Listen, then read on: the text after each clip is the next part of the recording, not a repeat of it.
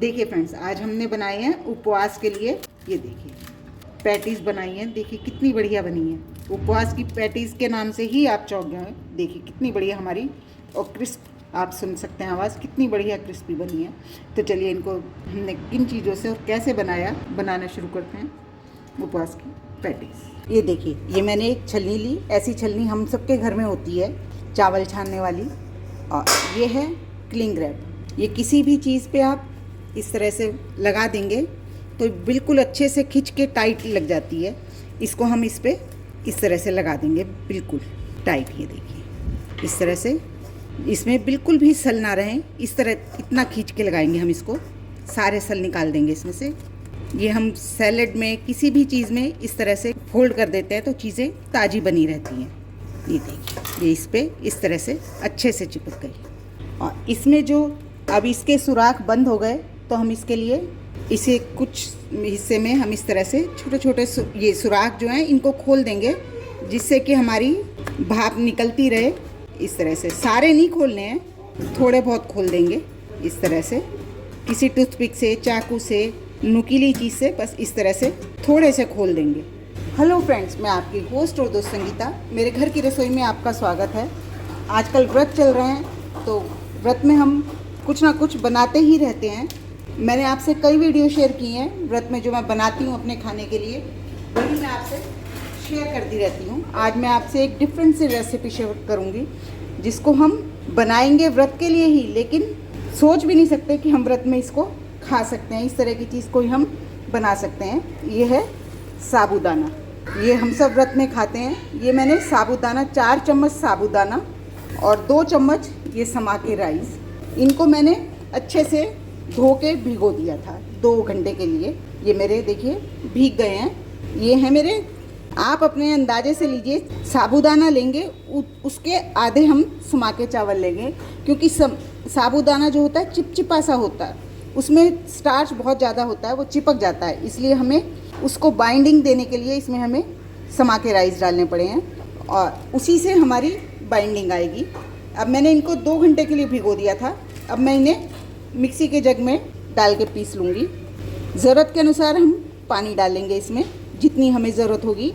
ज़्यादा पानी एक साथ नहीं डालेंगे, क्योंकि हो सकता है हमारा बैटर पतला हो जाए, और भीगे हुए हैं चावल भी और साबूदाना भी, तो पिस जाएंगे आराम से। चलिए मैं इन्हें पीस लेती हूँ, फिर मैं आपको दिखाती हूँ। ये देखिए, ये हमारा कितने अच्छे से पिस गया है। ये देखिए बिल्कुल स्मूथ और चिकना बैटर है। ये देखिए, हमने साबूदाने को और चावल को अच्छे से भिगो दिया था। अब मैं इसको, मुझे थोड़ा दानेदार लग रहा है, मैं थोड़ा सा एक बारी और पीस लेती हूँ।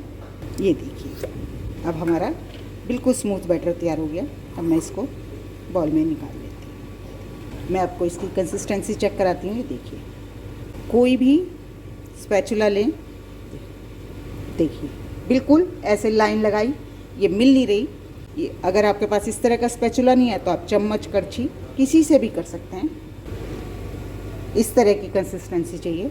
देखिए, ये मैंने पानी उबलने रख दिया, और ये पानी उबल रहा है। इस पर हम अब अपनी छलनी रखेंगे इस तरह से, और छलनी को ज़रा गर्म होने देंगे, और इस पर हम छोटे बड़े जितने जैसे आपको बनाने हो उस तरह के स्क्रेप्स बना लेंगे। बस ये ध्यान रखना है, पानी में जब अच्छे से भाप उठने लगे हमें ये तभी डालने हैं, जिससे कि हमारे ये अच्छे से बने। ये देखिए, बस हमें बहुत देर नहीं करनी, और किसी चाकू से, तीखी चीज़ से इस तरह से हम इसको और इस तरह से उतार लेंगे। बहुत जल्दी पक जाते हैं। ये देखिए कितने अच्छे से हमारा ये तैयार हो गया स्क्रेप। बिल्कुल पक गया, कच्चा कहीं से नहीं है। इसी तरह से मैं आपको एक और बना के दिखाती हूँ। इनको आप एक के ऊपर एक भी रखेंगे तो भी ये टूटेंगे नहीं। ये देखिए, मैंने दूसरा डाल दिया, ये भी पक रहा है। ये देखिए बिल्कुल कितने अच्छे से ये पक गया। इसको मैंने निकाल लिया। अब ऐसे ही हमारा दूसरा पक रहा है, इसको पकने देते हैं। ये देखिए, मैंने इस तरह से ढक दिया इसको, तो जल्दी पक जाता है और बड़े आराम से उतर जाएगा। 1 मिनट भी नहीं लगता इनको पकने में। ये कितने आराम से उतर रहा है। अब मैं ऐसे ही सारे बना लेती हूँ, फिर आपको दिखाती हूँ। इतने हमारे रैप बन रहे हैं, इतने हम अपनी आगे की तैयारी कर लेते हैं। ये मैंने उबले हुए आलू कद्दूकस कर लिए, ये पनीर, ये हरी मिर्च। अब हम इनकी स्टफिंग बनाएंगे। आप अगर व्रत में पनीर खाते हैं तो डालें और नहीं खाते तो ना डालें, कोई ज़रूरी नहीं है कि हमें पनीर डालना ही है। ये मैंने डाला आलू, इसमें डालूंगी पनीर, ये बारीक कटी हरी मिर्च। अगर आप व्रत में खाते हैं तो, और नहीं खाते तो अवॉइड कर सकते हैं। जो चीज़ आप खाते हैं वही डालिए। सबके यहाँ अलग अलग चीज़ें खाई जाती हैं। हमारे यहाँ जीरा बिल्कुल नहीं खाया जाता, लेकिन बहुत लोग जीरा खाते हैं। तो सबका अपना अपना तरीका है, उनके यहाँ क्या खाया जाता है वही इस्तेमाल करें। कोई भी चीज़ ऐसी इस्तेमाल ना करें जिससे आपका व्रत खराब हो। अब इसमें हम डालेंगे मसाले। व्रत में मिर्च खाई जाती है, ये मैं काली मिर्च डाल रही हूँ। अगर आप व्रत में लाल मिर्ची खाते हैं तो कुटी लाल मिर्ची, और टेस्ट के अकॉर्डिंग नमक थोड़ा कम ही डालें। और इसको थोड़ा सा चटपटा टेंगी टेस्ट देने के लिए आप इसमें नींबू का रस डाल सकते हैं, खटाई डाल सकते हैं, क्योंकि चाट मसाला हम डाल नहीं सकते, क्योंकि हमें व्रत में चाट मसाला हम खाते नहीं हैं। हैंडफुल धनिया, और अच्छे से मिक्स कर लेंगे। हमारी स्टफिंग तैयार। चलिए अब आगे का काम करेंगे। ये देखिए हमारे रैप्स भी तैयार है। ये देखिए कितने सारे मैंने एक के ऊपर एक रखे हैं, बिल्कुल नहीं चिपक रहे हैं। एक दूसरे के ऊपर रखने से भी ये चिपकते नहीं हैं। और ये हमारी स्टफिंग है। अब हम इनको असेंबल करेंगे। देख कितने पतले पतले बने। अब इनको आप कोई भी शेप दे सकते हैं जो आपको पसंद हो। मैं स्टफिंग इसके बीचों बीच रखूँगी।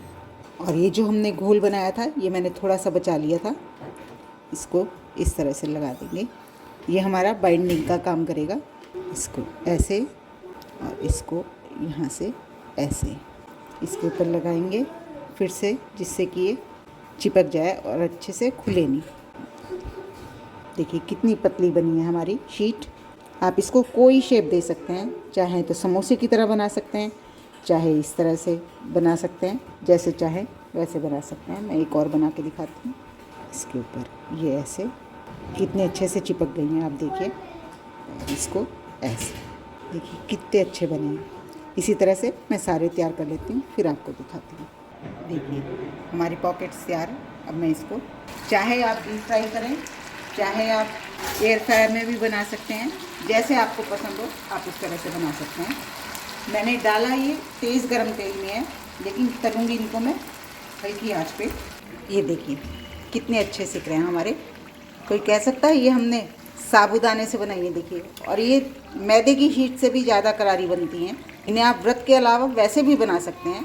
चावल आप बेशक इसमें समाके की जगह सादा डाल लें, अगर व्रत में नहीं बना रहे। बहुत ही क्रिस्पी शीट्स बनती हैं। इसे आप नाश्ते में, खाने में, किसी भी समय खा सकते हैं। देखिए कितनी बढ़िया सिक रहे हैं, देखने में ही बहुत सुंदर लग रहे हैं। कोई कह सकता है ये हमने व्रत के लिए बनाया है। बिल्कुल ऐसे लग रहे हैं जैसे हमने बाज़ार से मंगाए हैं खाने के लिए। होप आपको मेरी ये सिंपल सी रेसिपी पसंद आई होगी। अगर पसंद आई तो प्लीज़ मेरे चैनल को लाइक करें, सब्सक्राइब करें और शेयर भी ज़रूर करें। चलिए अब हम इनको निकाल लेते हैं और सर्व करते हैं। देखिए हमारे कितने बढ़िया बने हैं। कोई कह सकता है ये व्रत के लिए बनाए हमने, बिल्कुल ऐसे लगता है जैसे हम वैसे नॉर्मली खाते हैं। समोसे, पैटीज़ बिल्कुल ऐसी बनी है। और क्रिस्प मैं आपको दिखाऊं तो कितना क्रिस्प है इनमें। होप आपको मेरी ये रेसिपी पसंद आई होगी। अगर रेसिपी पसंद आई तो प्लीज़ मेरे चैनल को लाइक करें, सब्सक्राइब करें और शेयर भी ज़रूर करें। Thank you.